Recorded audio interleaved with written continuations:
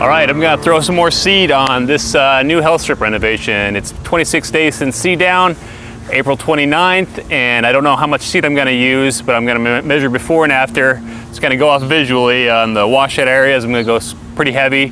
And all the other areas, I'll probably just kind of do a little overseed as well. Then I'm gonna cover it with peat moss and roll it out. Before I just watered this in here a little bit, I also removed some rocks that were apparent on the surface.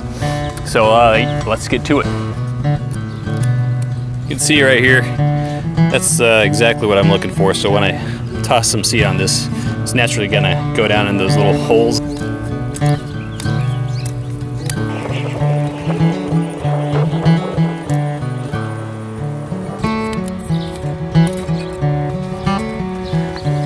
A rock.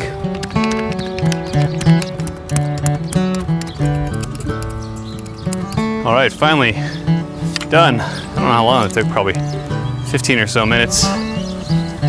But that's gonna be a big improvement for the seed bed. All right, I got 5 pounds of Mazama right here.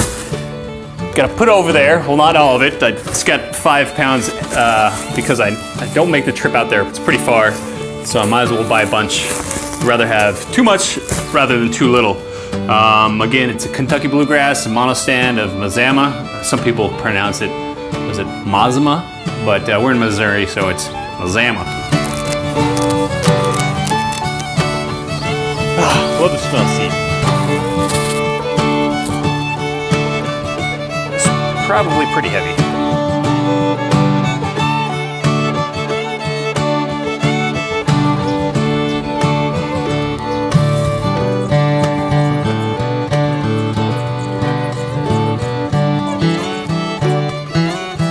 All right, that was interesting.